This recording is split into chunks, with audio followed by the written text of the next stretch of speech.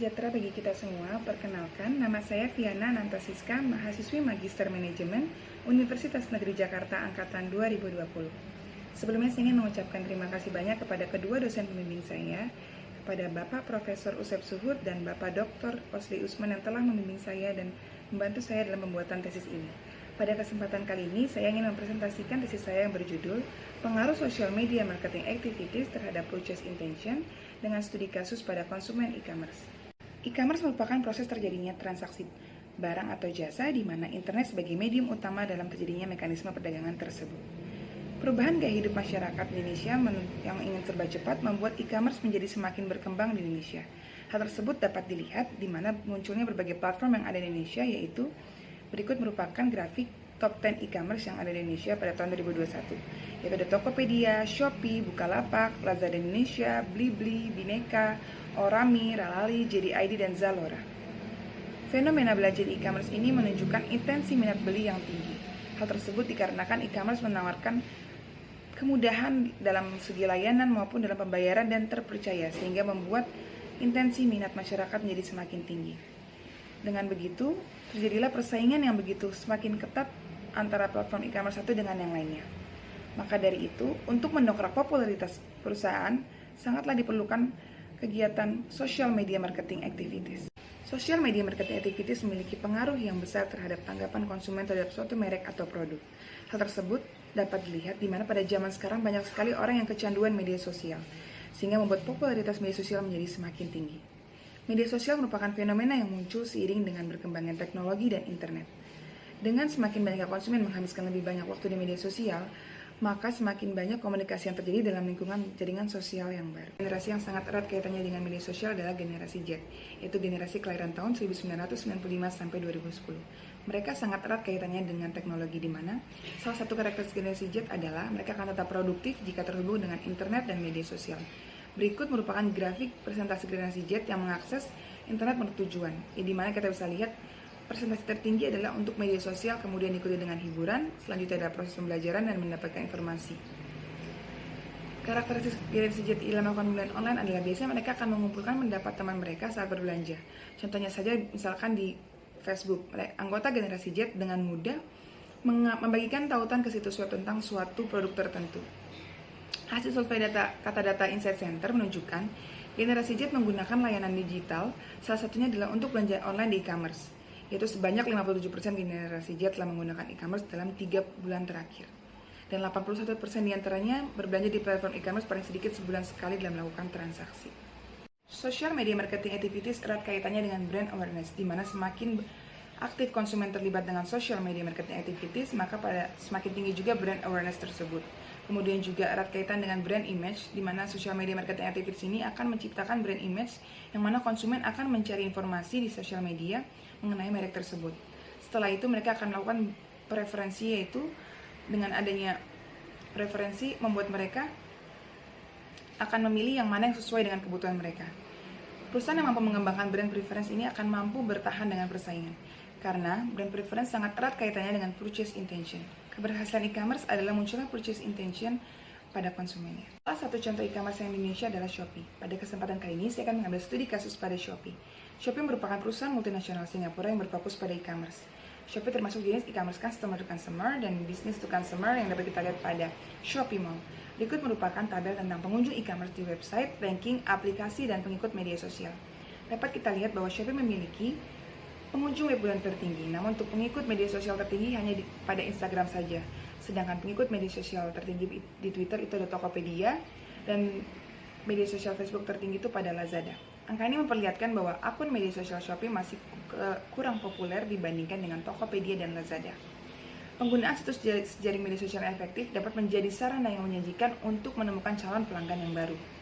Contohnya saja pada generasi Z. Generasi Z dapat digunakan oleh perusahaan untuk meningkatkan komunikasi pelanggan, karena generasi Z sangat aktif di media sosial dalam mengambil keputusan dan membagikan pendapat mereka di media sosial tersebut yang mereka miliki. Adapun tujuan dalam penelitian saya ini adalah untuk menganalisis pengaruh social media marketing activities terhadap brand image, kemudian untuk menganalisis social media marketing activities terhadap brand awareness, kemudian untuk menganalisis social media marketing activities terhadap brand preference, dan selanjutnya untuk menganalisis brand image terhadap brand preference, kemudian untuk menganalisis brand awareness terhadap brand preference, dan yang terakhir adalah untuk menganalisis pengaruh brand preference terhadap purchase intention.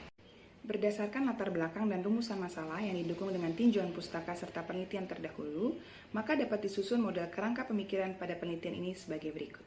Berdasarkan tujuan penelitian, landasan teori, dan rumusan masalah serta kerangka pemikiran yang telah disebutkan di atas, maka pada penelitian ini hipotesisnya adalah sebagai berikut. Hipotesis 1, terdapat pengaruh social media marketing activities terhadap brand image. Hipotesis 2, terdapat pengaruh social media marketing activities terhadap brand awareness. Hipotesis 3, terdapat pengaruh social media marketing activities terhadap brand preference. Hipotesis 4, terdapat pengaruh brand image terhadap brand preference. Hipotesis 5, terdapat pengaruh brand awareness terhadap brand preference. Dan hipotesis 6, terdapat pengaruh brand preference terhadap purchase intention. Analisis dalam penelitian ini dimulai dari unit analisis dan ruang penelitian, yaitu subjek penelitiannya menggunakan konsumen Shopee, kemudian objek penelitiannya adalah aplikasi Shopee, dan metode penelitiannya menggunakan metode kuantitatif. Sedangkan dalam teknik pengambilan sampel, ini peneliti memakai non-probability sampling dengan purposive sampling, yaitu dengan kriteria konsumen Shopee berumur 13-15 tahun, kemudian konsumen Shopee yang telah melihat promosi di akun media sosial, dan minimal melakukan pembelian sebanyak 2 kali. Jumlah sampel pada penelitian ini sebanyak 270. Kemudian teknik pengumpulan datanya itu menggunakan studi kepustakaan dan kuesioner dengan skala Likert. Metode analisis saya adalah uji validitas, yaitu menggunakan confirmatory factor analysis, yaitu menggunakan structural equation modeling atau SEM, di mana validitas suatu indikator dapat dinyatakan valid jika signifikansi probabilitasnya adalah lebih dari 0,05. Sedangkan untuk uji reliabilitas saya menggunakan nilai CR atau construct reliability dengan batas tingkat reliabilitas yang dapat diterima adalah construct reliability lebih dari 0,6. Dan untuk uji hipotesis saya menggunakan structural equation model SEM dengan software AMOS. Berdasarkan hasil survei kepada 270 responden didapatkan data demografi responden, yaitu dimulai dari jenis kelamin, di mana responden wanita itu sebanyak 240 orang dengan persentase 88,9%, kemudian responden pria yaitu 30 orang dengan persentase 11,1%. Kemudian pada faktor usia pertama itu ada usia 13 tahun dengan jumlah 39 orang dengan persentase 14,4%. Kemudian pada usia 14 tahun itu terdapat 76 responden dengan 80,1%. Selanjutnya di usia 15 tahun terdapat 155 responden dengan persentase 57,4%. Dari segi uang jajan per bulan didapatkan responden yang memiliki uang jajan kurang dari 300.000 per bulan itu ada 17 responden dengan persentase 6,3%. Kemudian responden yang memiliki uang jajan 300.000 sampai 650.000 itu dengan jumlah responden 17 orang dengan persentase 27,8. Selanjutnya dari uang jajan dengan 651.000 sampai 850.000 terdapat 155 responden dengan persentase 57,4. Dan terakhir dengan responden yang memiliki uang jajan lebih dari 850.000 per bulan itu ada 23 responden, yaitu sebanyak 8,5%. Kemudian berdasarkan hasil survei, durasi pengguna sosial media per hari paling banyak responden menjawab 1 jam sampai 2 jam. Untuk durasi paling sedikit dijawab responden adalah pada 30 menit sampai 1 jam. Dan bahkan pada penelitian ini tidak ada yang menjawab penggunaan sosial media kurang dari 30 menit. Sedangkan untuk iklan e-commerce yang sering dilihat di sosial media yaitu paling tertinggi pada e-commerce Shopee dan e-commerce paling terendah itu pada Blibli. Namun untuk Shopee dan Tokopedia memiliki jarak jawaban responden yang tidak terlalu berbeda, hanya berbeda sedikit saja.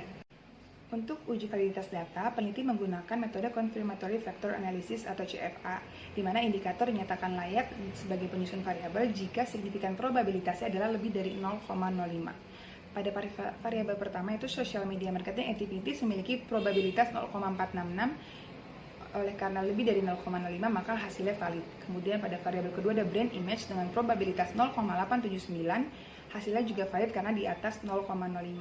Kemudian brand awareness yaitu dengan probabilitas 0,975, karena hasilnya di atas 0,05 maka dinyatakan valid. Dan untuk brand preference dengan probabilitas 0,486 karena lebih dari 0,05 maka hasilnya juga valid. Dan terakhir variabel purchase intention dengan probabilitas 0,471 karena berada di atas 0,05 maka dinyatakan hasilnya valid. Jadi dari semua variabel yang diuji hasilnya adalah valid. Dari hasil yang diolah dengan AMOS 24, Berikut merupakan confirmatory factor analysis atau CFA pada masing-masing variabel. Pada gambar pertama, saya akan menjelaskan tentang variabel social media marketing activities, di mana hasil yang didapatkan adalah probabilitas 0,466 dan syarat probabilitas yang valid adalah 0,05. Kemudian C-min atau DF itu sebesar 0,921 dengan syarat C-min atau DF harus kurang dari 2,00, maka ini sesuai. Kemudian untuk RMSEA itu harus kurang dari 0,08 dan hasil yang didapatkan adalah 0,00, maka sesuai. Kemudian GFI sebesar 0,993 dengan hasil yang didapatkan harus lebih besar dari 0,90, maka sesuai. Itu juga ada TLI dengan hasil 1,001 dengan syarat 0, harus lebih besar sama dengan 0,90, maka hasilnya sesuai. Oleh karena itu, variabel social media marketing activities dinyatakan valid.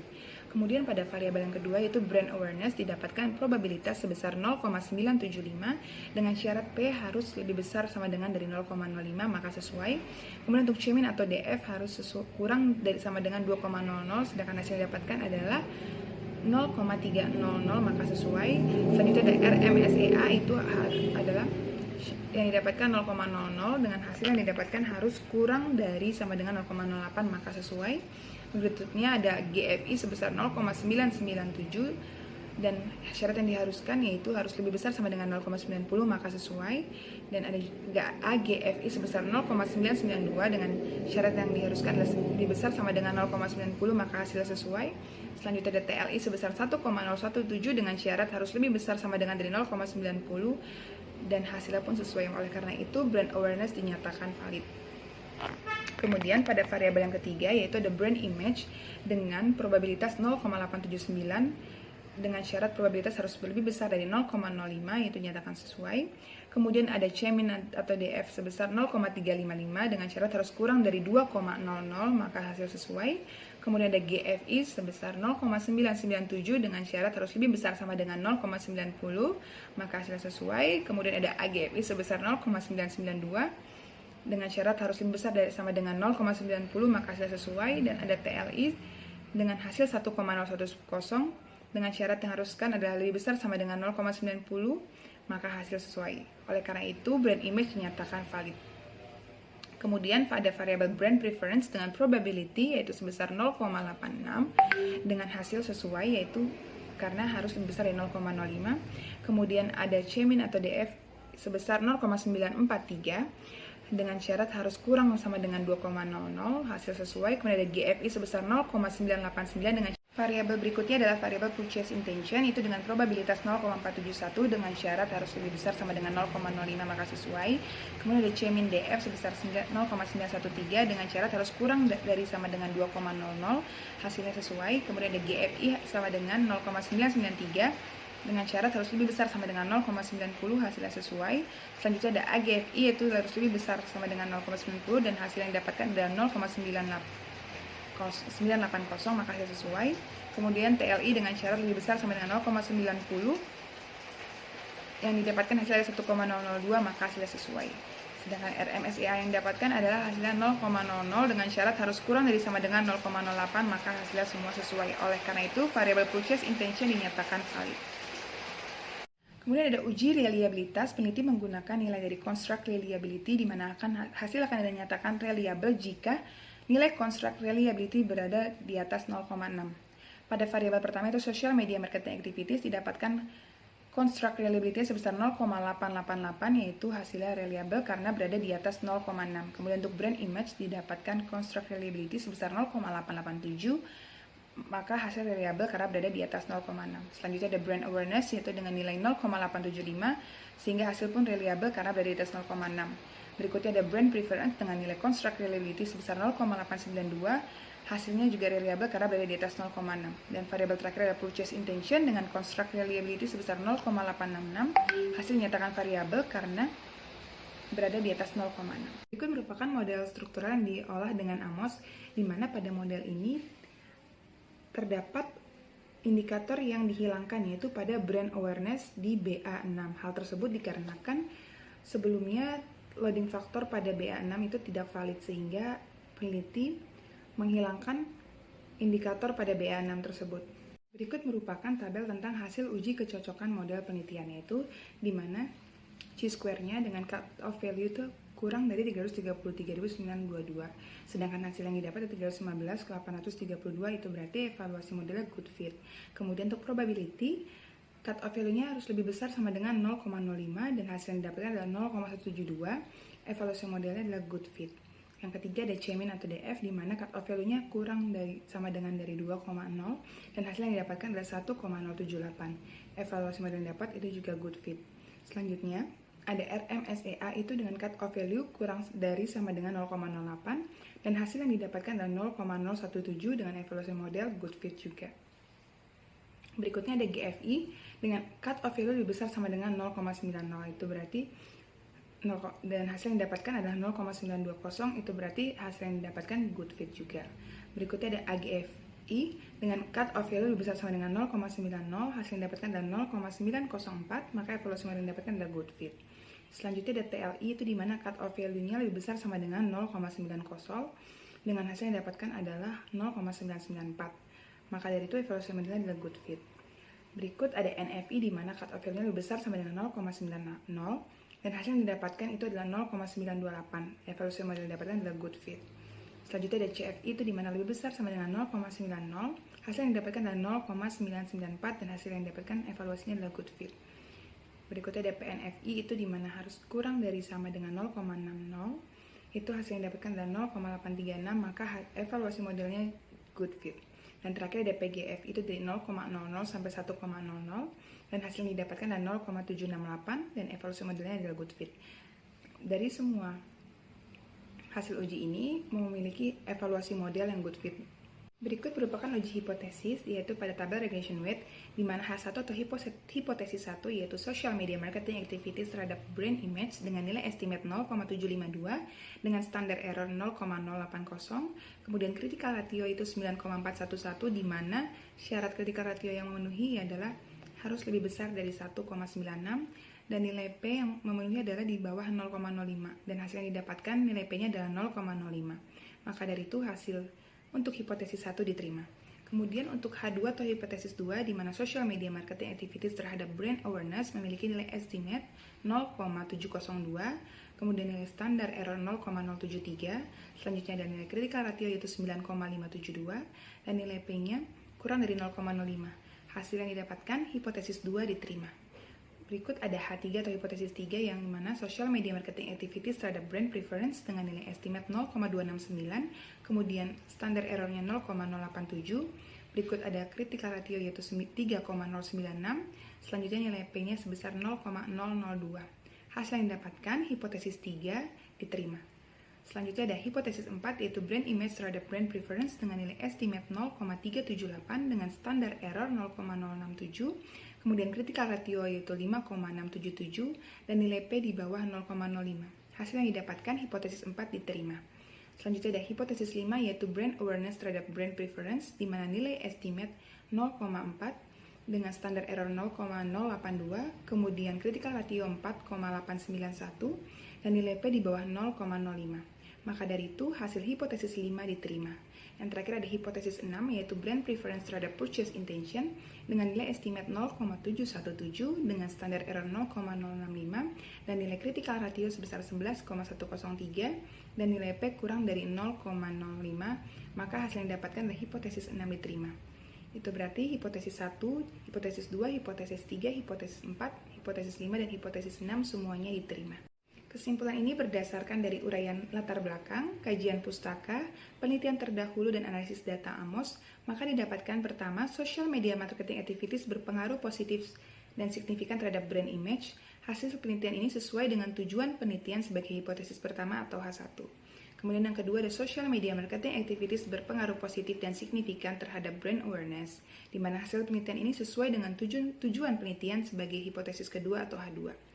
Yang ketiga ada social media marketing activities berpengaruh positif dan signifikan terhadap brand preference, di mana hasil penelitian ini juga sesuai dengan tujuan penelitian sebagai hipotesis ketiga atau H3. Yang keempat ada brand image berpengaruh positif dan signifikan terhadap brand preference, di mana hasil penelitian sesuai dengan tujuan penelitian sebagai hipotesis keempat atau H4. Yang kelima ada brand awareness berpengaruh positif dan signifikan terhadap brand preference, di mana hasil penelitian ini sesuai dengan tujuan penelitian sebagai hipotesis kelima atau H5. Dan yang keenam yaitu brand preference berpengaruh positif dan signifikan terhadap purchase intention, di mana hasil penelitian ini sesuai dengan tujuan penelitian sebagai hipotesis ke-6 atau H6.